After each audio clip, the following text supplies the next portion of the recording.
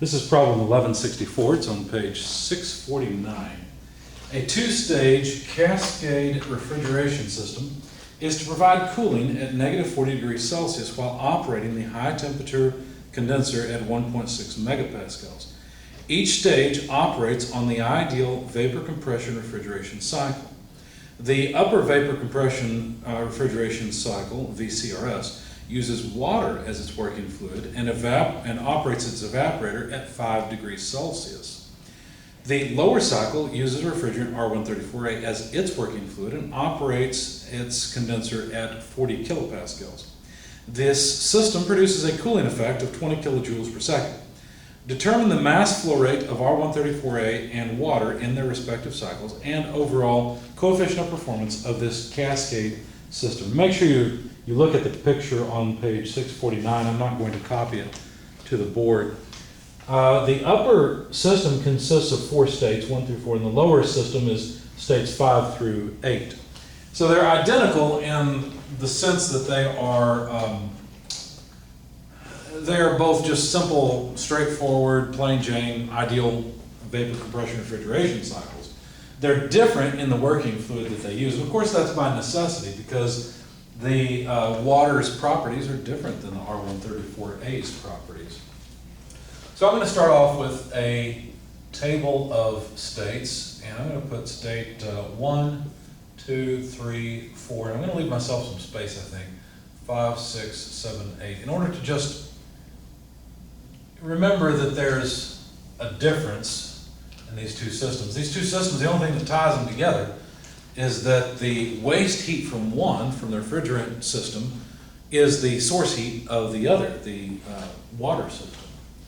So this will be the refrigerant, no, this is the water system, and this is the refrigerant system. Okay, so let's see. Let's see, what all do I want? Well, I'm going to want temperature in degrees Celsius, pressure in kilopascals. Let's note enthalpy in kilojoules per kilogram,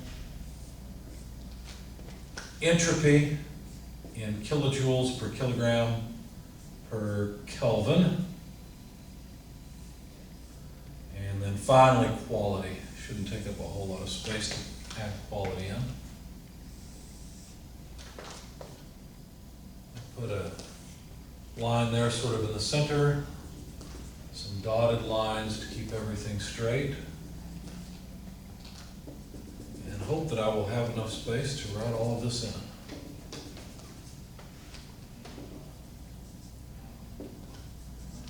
So my approach will be to just fill in the table and then answer any questions that were posed, which I've already forgotten.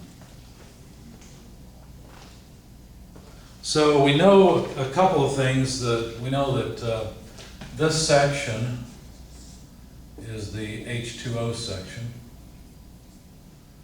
and this section is the R134a section. We also know, let's see, what all did they tell us? Is to provide cooling at negative 40 degrees Celsius. So let's see, the negative 40 degrees Celsius, that would be the low temperature evaporator, states 8 and 9. So negative 40 degrees Celsius, not 8 and 9, pardon me, 5 and 8. Because that's the low temperature evaporator. And let's see, just taking this carefully. While operating the high temperature condenser. Now the high temperature condenser, that's going to be the one on the very top, the one in the water cycle. So that's 1.6 megapascals, which is the same thing as 1600 kilopascals. Now those state numbers are 2 and 3. So states 2 and 3 have a pressure of 1600 kilopascals. What else did they tell us? Ideal vapor compression refrigeration, water working fluid, and operates its evaporator. So we're talking about the upper cycle, the water cycle. uses water as its working fluid, and that evaporator, which is the upper part of the heat exchanger, states 4 and 1, is at 5 degrees Celsius. So state 1 and state 4 is at 5 degrees Celsius. And let's see, anything else that we've been given? Yes, operates its condenser, which is the lower part of the heat exchanger that ties the two together, at 400 kilopascals. So state 6 and 7 are 400 kilopascals.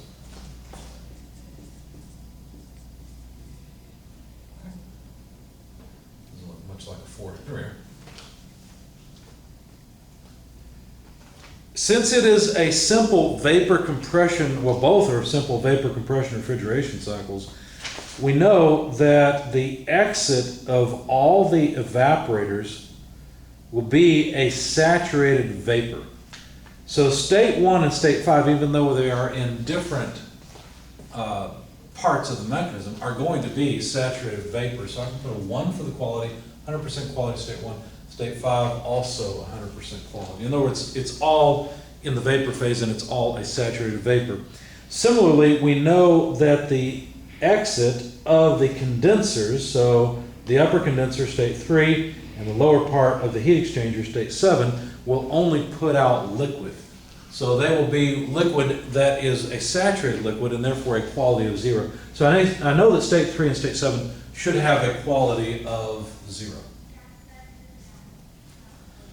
Now notice that we've got several states that should be pretty easy to solve. State 7 is a saturated state, as is state 5.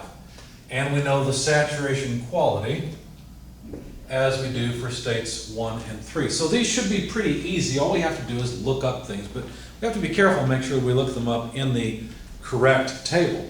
For example, if I want to look up information for state 1, I better go to the saturated water table. So for example, if I look up 5 degrees Celsius in the saturated water table, and I know that I've got a saturated vapor, well then I can look up the entropy and the enthalpy. It's just, we're talking saturated vapor, so this is Hg and this is Sg, right?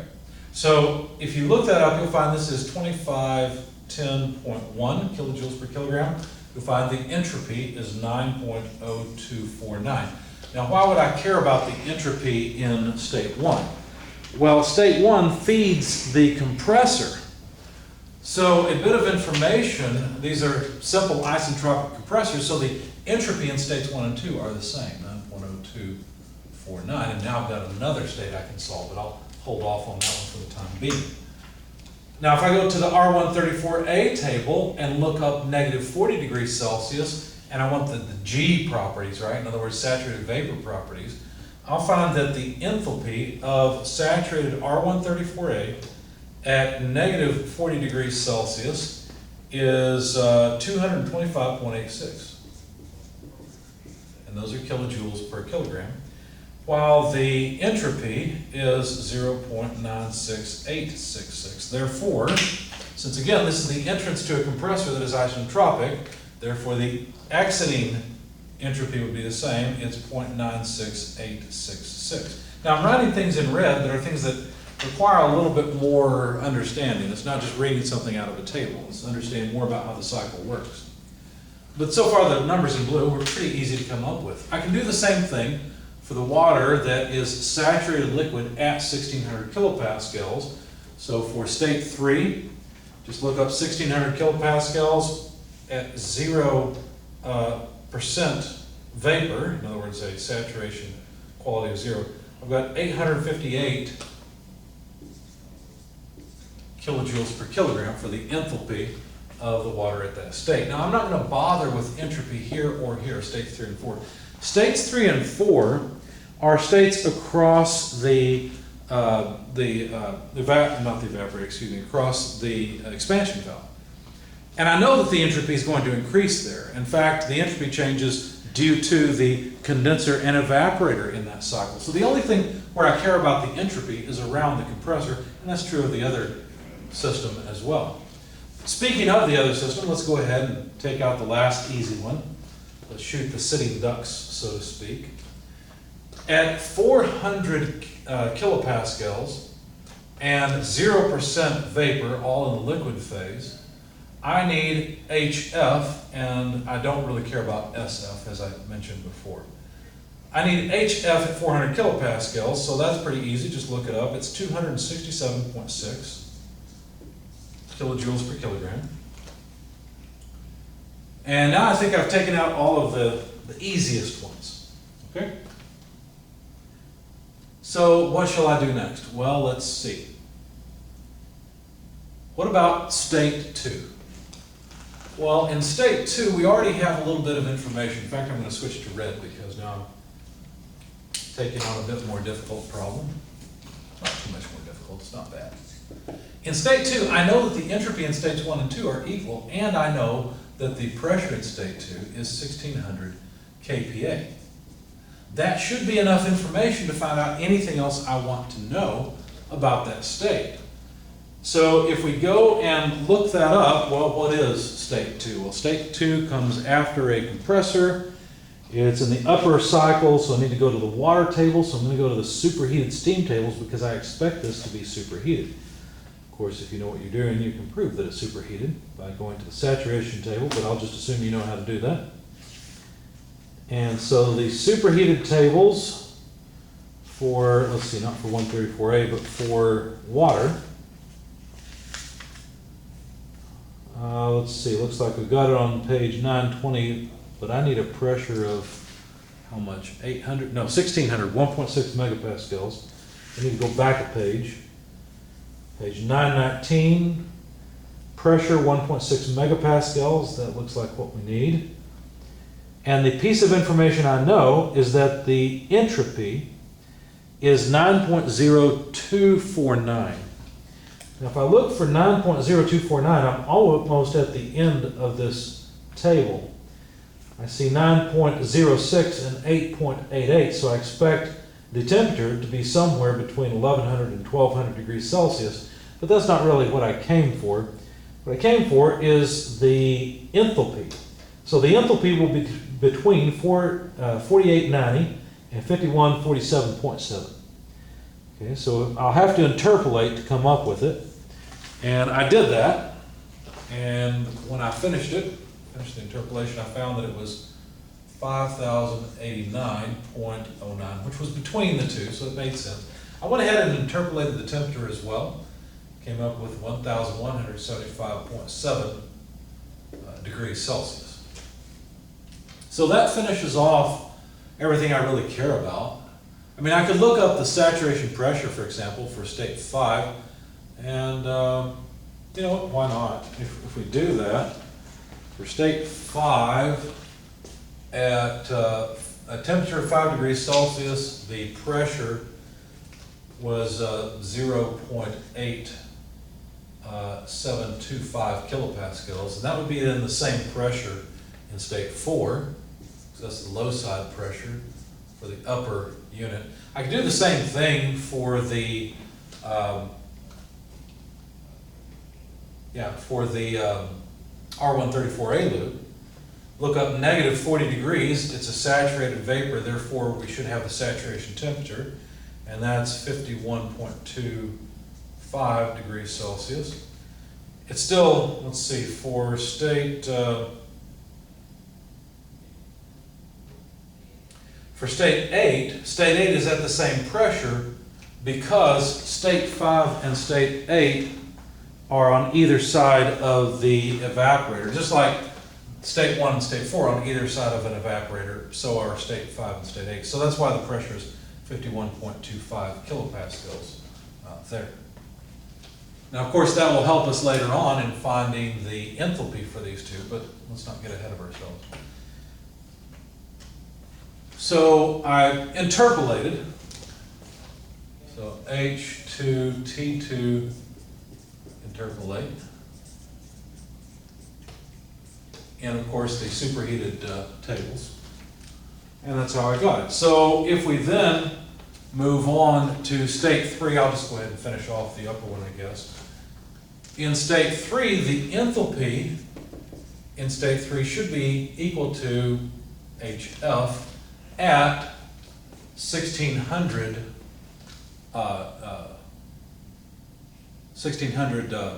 kilopascals. Now that was pretty easy. I should have looked that up before. I should have done it down here as well, and I didn't. Oh, I did already do it. I plugged it in here. The temperature is what I was thinking of. The saturation temperature is 201.26 degrees Celsius, and I should have done that as well for, let's see, state 7 down here, because I already have the pressure and I know it's saturation, so I should just be able to write in the saturation temperature. So for state 7, that's 8.91 degrees Celsius, of course in the R134a tables. If you can see this mark, it's just my mark so I don't go off of the video screen. Okay, so now I think I've really finished 7, 3, 2, 1, yeah. So now let me jump back up to this state 4 and finish it off. I've got the temperature and pressure. Where is state 4? I've forgotten. State 4 is after the expansion valve. So this is probably a saturated state, and I could find the quality. What do I know about this? Well, state 4 comes after state 3. It's just a throttling valve. So the enthalpy should be the same because theoretically throttling valves are isenthalpic. While I'm thinking about it, I can go ahead and make the same argument here between state 7 and 8 in the R134a loop. And that'll finish off state 8, which will be nice. Let's see, did I make a mistake? I may have been, maybe my state numbers are out of order. I'm questioning this. Let me double check. Yeah, 7 and 8 should be isenthalpic. Why don't I have it written that way? Oh, I've copied it in the wrong place, haven't I? I'm sorry.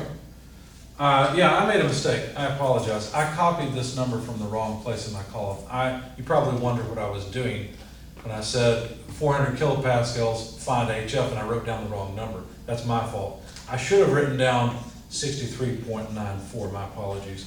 And then this would be the same, because again, 7 and 8 are around an expansion valve or a throttling valve. So there we go, that's better. We don't get to the number I had here. It goes up here, I just copied the wrong one. We'll get to that in a minute, I'll show you where it comes from.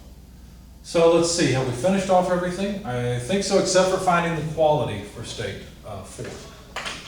So let's see. We got HF, we already did that for state 3. And then for state 4, H3 equals H4, and we already did that. But now we should be able to calculate the quality in state 4 as H4 less HF over HFG. Now the enthalpy in state 4 we know is 858 kilojoules per kilogram, and we need to look up the enthalpy of saturated liquid at a temperature of 5 degrees Celsius. At 5 degrees Celsius, HF is 137.75 kilojoules per kilogram, and HFG is 2423.0. Now remember, I'm getting these from the water table or the steam tables, the saturated steam tables, because we're dealing with the water portion of the process. This comes out to about 0.297. And let's see, really what this does is it proves we're in the fact that H4 is between HF and HG proves that we are in fact in the saturation region, and so we can legitimately write down that the pressure is the saturation pressure and write down the quality over here. I'm running out of space, so I'm going to cheat just a little bit. Now we have plenty of space, 0.297. So almost 30% is in the vapor phase for the water. So that takes care of everything in the upper loop, the water loop. Now let's turn our attention to the R134a loop, where actually we've almost got everything here as well. We still need a quality here. You might say, well, what about the quality here? Well, that's a superheated state, so there's no such thing as quality in that case, and there's also no such thing as quality here because this will end up being superheated as well. But we still need to get quality for state 8. We still need to get temperature and enthalpy for state 6.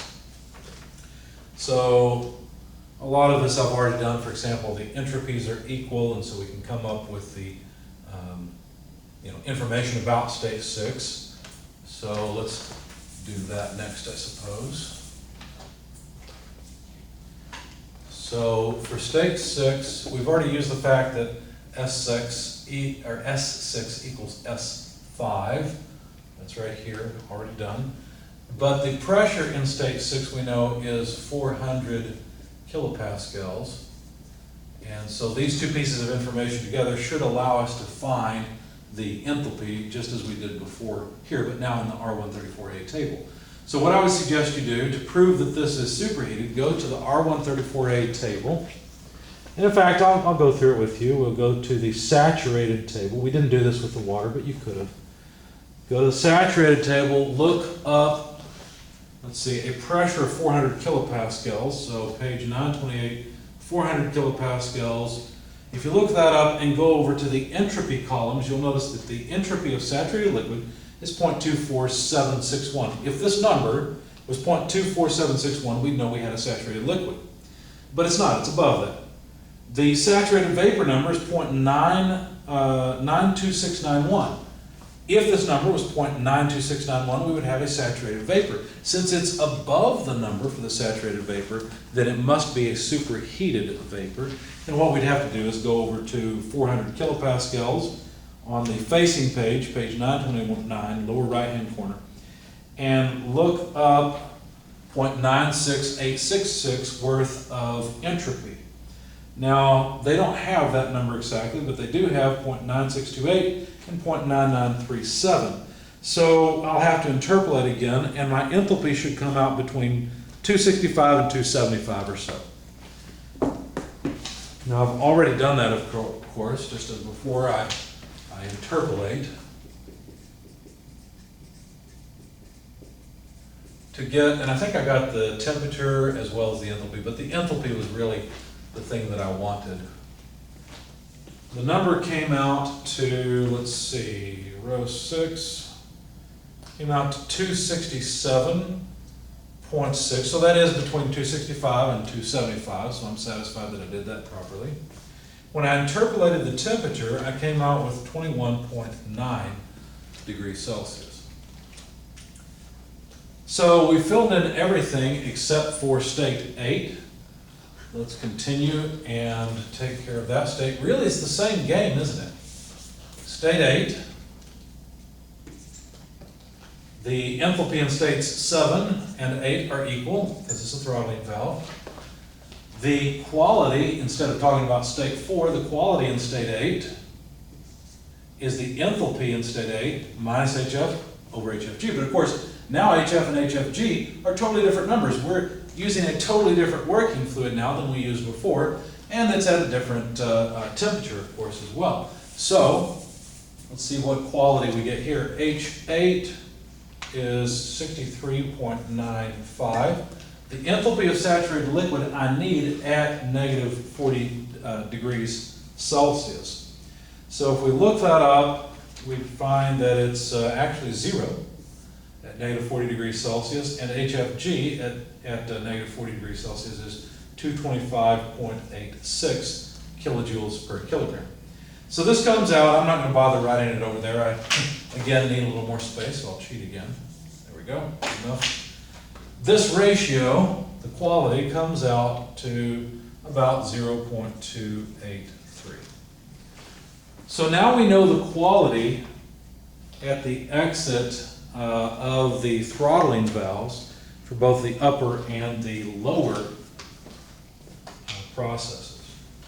And we've solved everything, right? We know everything about the two cycles, and so now we can answer whatever questions they gave us. Let's see, we were supposed to find, let's see, oh, they told us the cooling effect was 20 kilojoules per second. I don't think I wrote that down.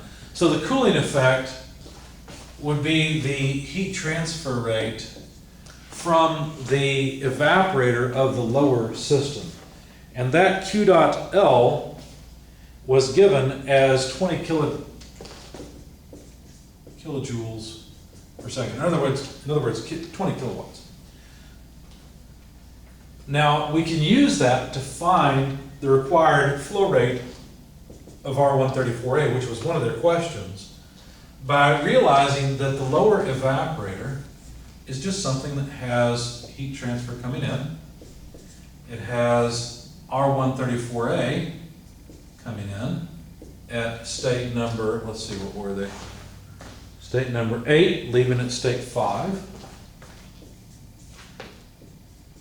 And that R134a picks up this energy and carries it on out, right? Just so all we're really doing is writing an energy balance.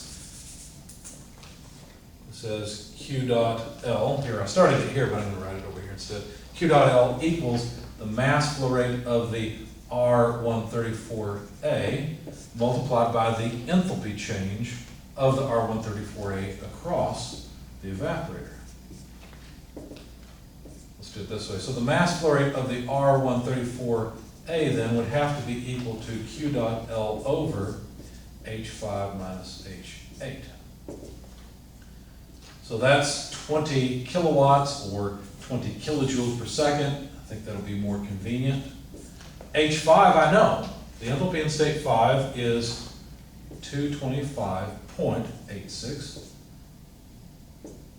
H8 is 63.94, and these are both kilojoules per kilograms. The kilojoules are gone, and I've got kilograms per second.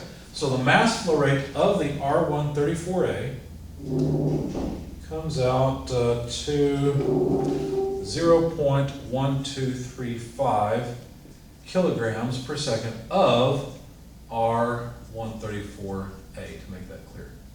So there's one of the things they wanted us to find. They also wanted us to find the, let's see, determine the mass flow rate of the water, and then the coefficient of performance. Well, the water is a little bit more tricky, but it's not too bad. If you think about what's happening with the water, well, look at the heat exchanger. There is R134a. Can't write 134a. R-134a that flows through one side, and water that flows countercurrent on the other side. Right? So this is just a heat exchanger. Now the state numbers associated with this were, let's see, 1647, 1647. And so if I know the refrigerant flow rate and I know the enthalpy of state 6 and state 7 for the R134a, then I can relate that to the water flow rate times the enthalpy change here. In other words, there's just heat transfer that's occurring here. I don't care how much heat transfer is occurring. I'm simply going to look at this with an overall energy balance. I don't have to worry about how much the heat flow is. It doesn't really matter. In other words, I've got two streams coming in, both carry energy. So m dot water, let me just use W, times H4, there's one stream coming in, plus m dot of the R134a times H6, there's another stream coming in, equals m dot of water times the enthalpy in state 1 plus m dot R134a times H7. So it's that simple. I just wrote an energy balance around that heat exchanger. And let me get rid of all of this except for the answer that this is Q dot L.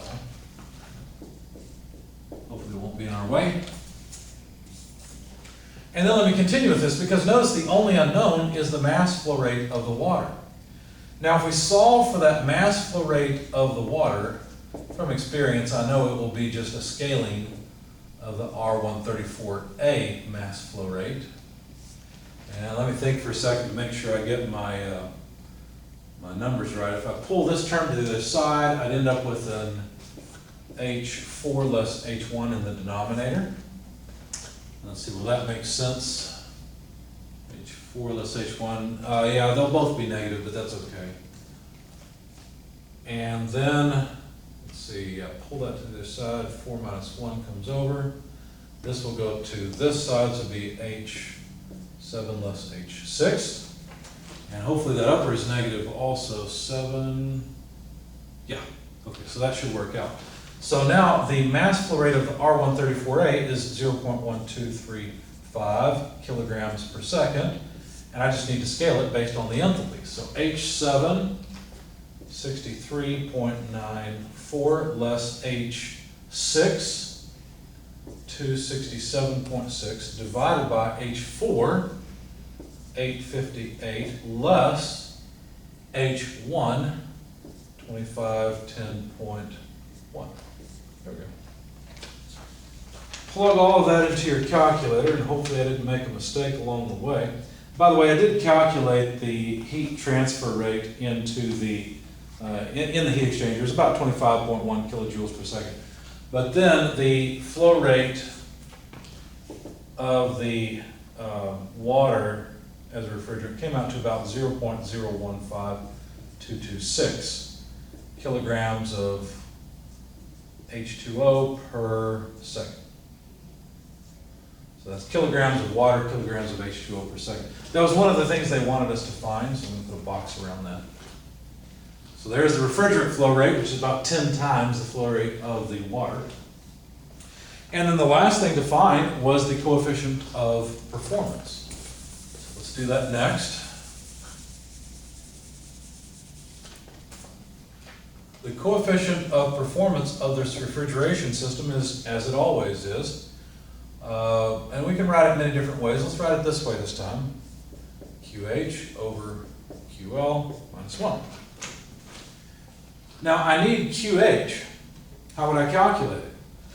Well, the heat transfer rate on the water side, the hot side, or the upper end of the water side would be equal to the mass flow rate of the water times the enthalpy change across the condenser at the very top of the diagram. So that would be H2 less H3. So the mass flow rate of the water we've got 0.015226 kilograms per second. I'm going to drop the note that it's water. All of this is water in the upper cycle.